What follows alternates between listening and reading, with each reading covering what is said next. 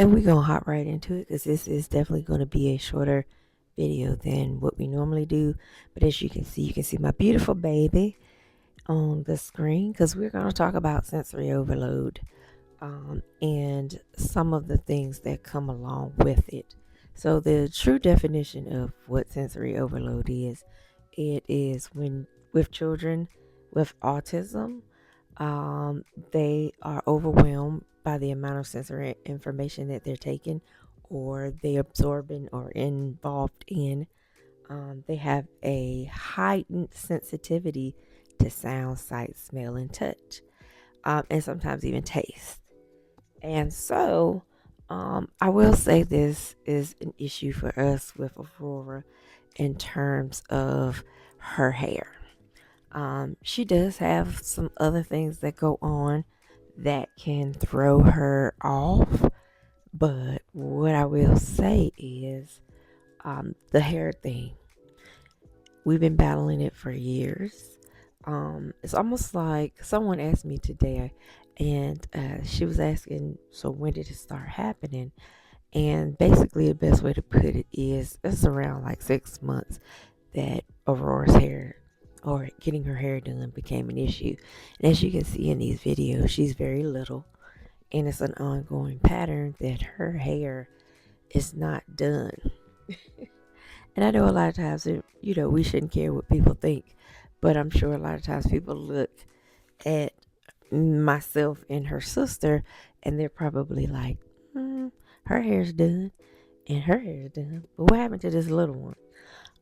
And it's mainly because of the fight and everything that happens when she's getting her hair done. It's not that we don't want to comb it. It's a lot of times is we don't want to feel like we're torturing her. And I know I speak for my husband when I say this because, we both battle. This is why, you might see a few pictures and videos that we might upload to our social media platforms. And if Aurora's in them, a lot of times her hair is not done. For this very reason. And so that's why I wanted to create this because I know that we aren't the only family that has to deal with that. I will say too, even with Cam, when he first started getting haircuts, his father mentioned that he had to hold him, make sure he had snacks and all those things. But now he is at a point where he'll hop in a big boy chair and he sits there, and sometimes Mark, he doesn't even have to go in the shop with him anymore, so that's a plus. So I will say with him, a lot of the things that can be icks when he was little or were icks when he was little are no longer an issue, or they're not as heightened as what they used to be. Aurora does not seem to be growing out of it, and one thing that I know is I'll take full ownership in the fact that we probably should figure out what we're going to do with her hair. I've asked in a couple of groups, what are some suggestions? What's some insight? I'm not beating her up here either. It's just me trying to put her. She's very, very strong and heavy. But going back to what I was saying, I've had some people tell me to let it lock. I've had some people to say she'll grow out of it. I've had some people to mention having some type of electronic device. None of those things. The growing out of course, we haven't made it there yet. The other thing is she's not thinking about no iPad. She's not thinking about a tablet. She's crying. She's screaming bloody murder. And I'm sure some of it is the frequency of not getting it done versus getting it done. And I'm sure that plays a part in it. But rather than have to hear her cry and really have a hard time with it, we just put it off. It's not good for her. It's not good for us, because we'll get to a point like how we were the other day with doing her hair. And it's a fight to get her to sit on the counter. It's a fight to get her to lay down. And it's a fight to let the water run. And I know they are all things that will trigger her. So I can't be mad at the fact that she's doing what she feels is the only way to convey to us this is not the business. But if you can see, she's got a ton of hair. And I always use the comment, I believe that God has a sense of humor because he gave us this baby who has such beautiful hair. And it's a vanity thing. It's not like her hair will get her any closer to being a millionaire. It's not like, well, I won't say that because she might be able to settle and become one. I don't know.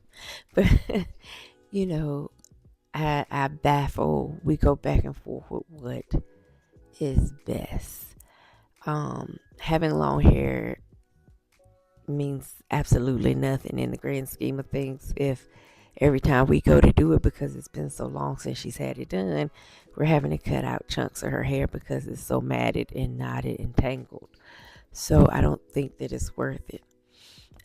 Even though when we mention cutting her hair to her, she becomes, as like we can see, she's upset. She doesn't want to have her hair cut. But I'm like, if she doesn't know, but either way. So some of the things that can trigger overload with our babies is bright lights, loud or unexpected noises, smells, clothing, physical touch, and too many people or too much involvement in a space. So this goes back to my first video where I said I believe I could be on the spectrum too, because I don't want to be touched. I don't want to be in strange places with a whole bunch of people. But to stay on the person we're talking about, it kind of falls into a couple of things. Physical touch. We're having to touch her hair. We've got the faucet running. She's not happy about that. We have the smells, and you're thinking about having, like the shampoo and all those things can be a trigger for her to create this atmosphere that is unwelcoming, in the name of being cute. We're about out of time, but I did want to bring this up just to see if anybody has any suggestions to help us out outside of locking, outside of having some type of distracting toy or a tablet. Those things will not work for her. I really am compelled to say I will be doing the big chop for her, giving her a teeny weeny afro and letting it curl and go versus what we're dealing with.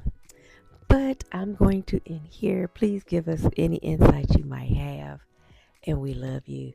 Just make sure you come back and see us. Like, share, and comment. See you tomorrow.